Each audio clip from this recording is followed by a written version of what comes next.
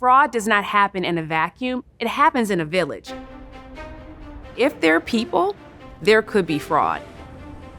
Fraud is a $1 trillion problem, about $5 trillion today, with that number increasingly rising. So it affects everybody, every industry, every country. And so I think what attracted me originally to the subject is how universal it was. There's some research that talks about psychological distance. So if there's more distance between you and what you are stealing, then you sometimes think it's victimless. A lot of times people think booking a false entry is not the same thing as stealing money out of someone's wallet. No one's really going to get hurt. It's just a company. So it allows us to think that there's no victim on the other end, but we all know that there's lots of victims on the other end.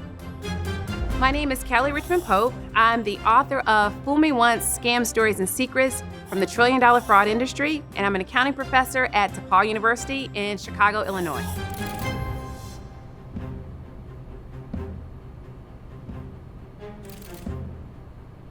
When I started studying fraud years ago, I was introduced to the work of Donald Cressy. Donald Cressy is known as the criminologist that introduced the fraud triangle.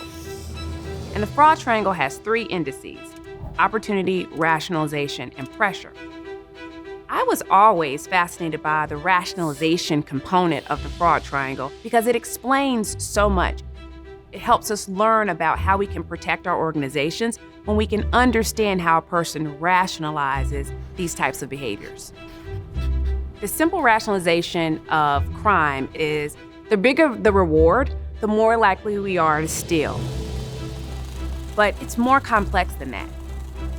There's this misconception that all perpetrators are the same.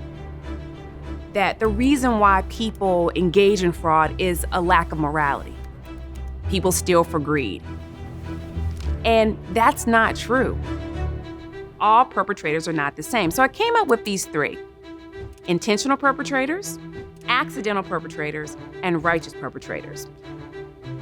Intentional perpetrators is what we binge when we watch Netflix, Amazon Prime. It's what the movies are made of. Synthetic CDOs. What did you Synthetic CDOs. Synthetic CDOs. That is fucking crazy. It's not. It's awesome. Most of the headlines are intentional perpetrators. Bernie Madoff, the Enrons of the world. These are people that set out to defraud. They tend to be pretty savvy, pretty arrogant, pretty confident. Notice these are traits that we tend to admire in a corporate structure. They don't set out to just think about how I can defraud every person that walks down the street. They know their organization well. They know the internal control weaknesses inside the organization, and they use that and exploit it for personal gain. So when you think about Madoff is alleged to have duped investors out of a staggering $50 billion. Madoff was powerful. His credentials seemed impeccable. A former chair of the NASDAQ. No one questioned him. Everybody wanted to be invested in his fund. A man who prosecutors claim used his cloak of professionalism to commit fraud on a massive scale. And there were very little internal controls around him. What he said is what happened. That's an intentional perpetrator. But the accidental and the righteous perpetrators, those categories should make you feel a little bit more uncomfortable, because you may relate to them in a way that you never imagined that you would. A lot of us may do something to help a friend, to help a family member, to even help a colleague. And we might not think initially it would lead to prison, but it can. That's the righteous perpetrator category. And the accidental perpetrator should scare you even more. I was very strategic about using the word accident, because an accidental perpetrator, they're a team player, they are a people pleaser, they don't rock the boat. You ask them to do something, they do it, they trust, they are loyal. Think about this. If your boss, your supervisor, asks you to do something, you probably don't think twice about it.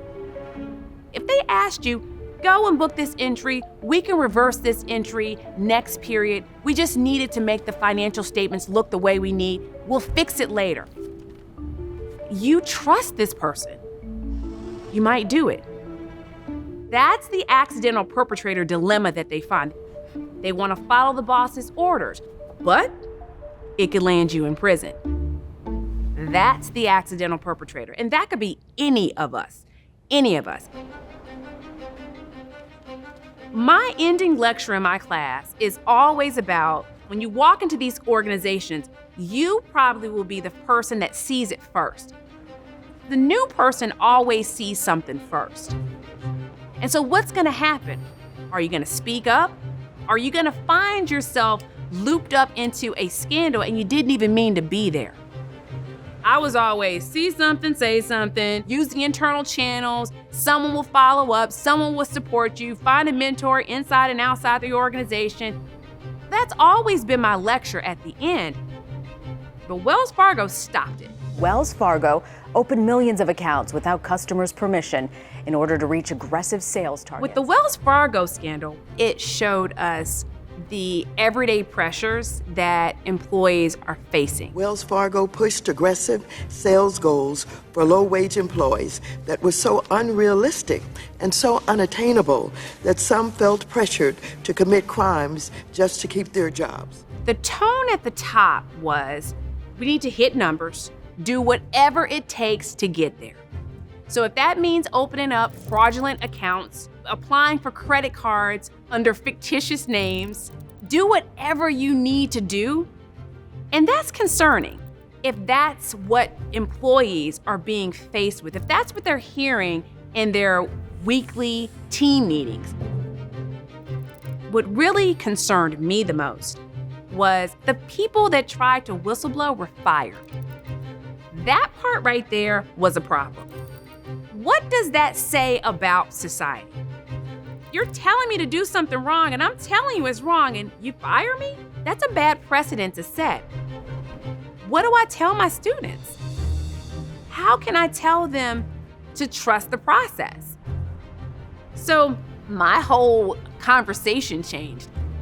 I was like, okay, you need a rainy day fund. Just in case you need to get out of Dodge and get out of this company because you've seen something, save your money so you're never beholden to a job. If you ask any working adult, could you quit your job tomorrow? Could you? Most of us can't. And so if you can't, that's gonna make you agree to some things that you might not normally agree to. How can we prevent that? Wells Fargo really, it put me on my heels. It made me say, okay, maybe these organizations are not as safe as they say. Let me give you another plan B on how you can survive if you need to.